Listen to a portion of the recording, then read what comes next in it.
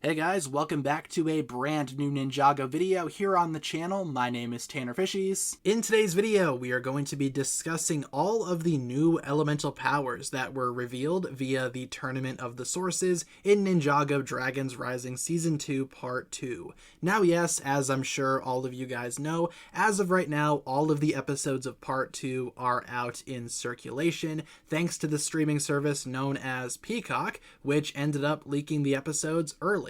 Thanks to them, or rather no thanks to them, we have all of the episodes months in advance, much to the dismay of certain people, including myself. But like I said, it's not like we can just pretend that these episodes are not out, so we might as well talk about them. With that being said though, there is your official spoiler warning for Dragons Rising Season 2 Part 2. We are going to be spoiling all of the new elemental powers that appear in the Tournament of the Sources. And by that, I mean new powers altogether. Not necessarily new elemental masters, because we do have some new masters with older powers, but we also have a lot of new powers in general. And I think I got all of them just from what I remember, from what I have in my notes, and from what I see on the Ninjago wiki. And also, for a final disclaimer, I will not be able to show any images from Part 2 in today's video. Just out of my own safety, I'm not going to take that chance. However, I will have a cool graphic on the screen instead to represent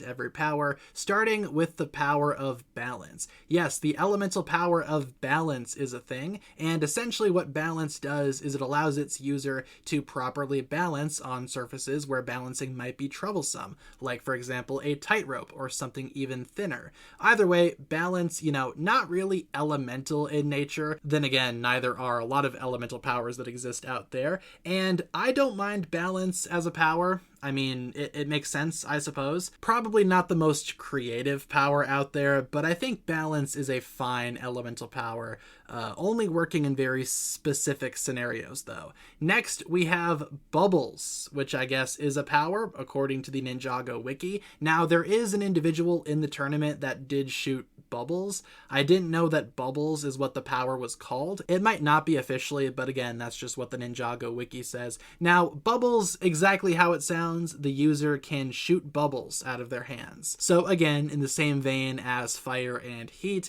we have water, we have bubbles. Not sure how it's really different.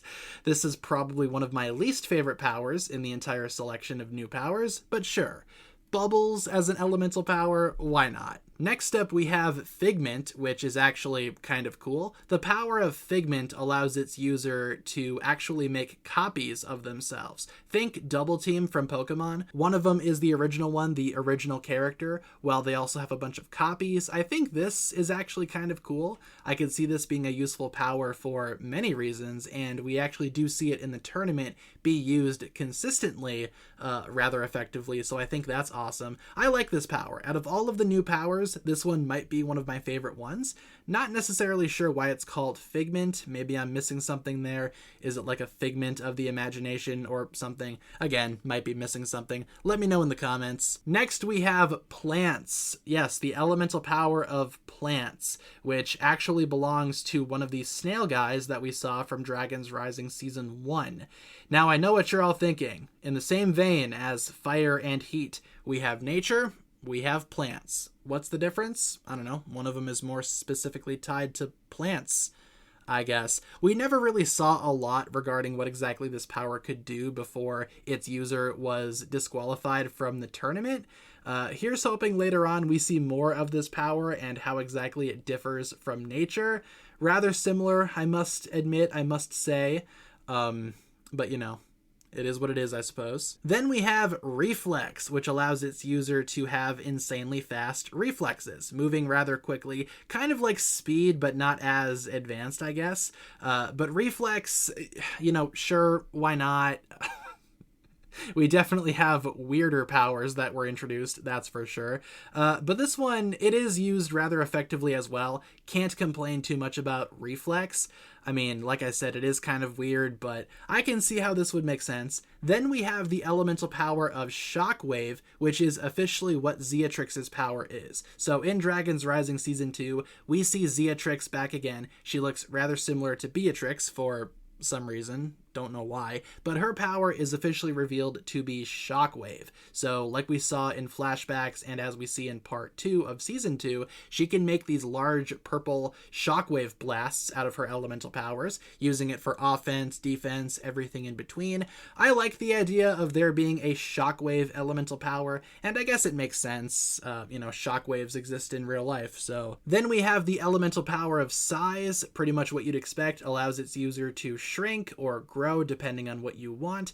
I like this power. Again, we've seen other superpowers in other media similar to this, so makes sense that it could be an elemental power, and I think the closest thing that we've seen to size before is metal, because Karloff can make himself slightly bigger whenever he activates his metal coating. This, though, is on an entirely different level, because size can fluctuate your actual physical size quite a bit. Next, we have an elemental power that made me pause, rewind, and turn on subtitles to make sure I was getting it right.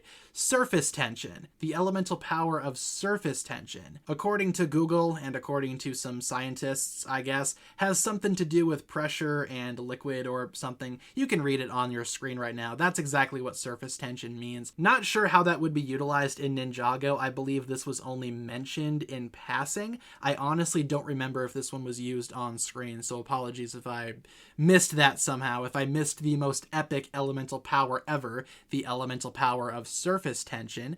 Yeah, this one is very weird. Definitely the weirdest power that we've seen so far. And finally, in terms of new powers, we have Quake, which actually belongs to Frack, who is one of Aaron's childhood friends. Apparently, Frack was Aaron's best friend before the merge, and as it sounds, it is very similar to Earth. Again, in the same vein as Fire and Heat, we have Earth, we have Quake. And it is cool. Frack actually does reach out to Cole a little bit in terms of help with not only his own power of Quake, but also his power of Earth once he gets Cole's power of Earth. It's a big thing in the tournament where if you win, you get your opponent's power.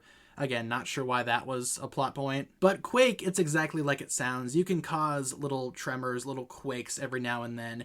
It's basically just Earth, but reskinned. Again, same vein as Fire and Heat. I will say, I feel like Quake has a lot of potential. Definitely more potential than a lot of other elemental powers that we've seen so far. Now, in terms of other stuff that was not mentioned, but probably should have been, we still have no idea what the elemental power of Noct actually is. We know that he is in the tournament. He does have some type of elemental power, but he never loses, so we never see his power. And he never uses his power either. The only elemental powers that he utilizes are those belonging to other elemental fighters. So Noct and his elemental power never revealed. Very strange. I'm sure that will be more so explored later on. I still believe he could be the Master of Storm or something similar, considering what we know for Season 3 of Dragons Rising. But I guess, only time will tell what exactly Noct and his elemental power are all about, but I'm surprised that they did not reveal that in part 2. And with that being said, using my notes and my memory and the Ninjago wiki, those are all of the new elemental powers introduced in Dragons Rising Season 2 Part 2.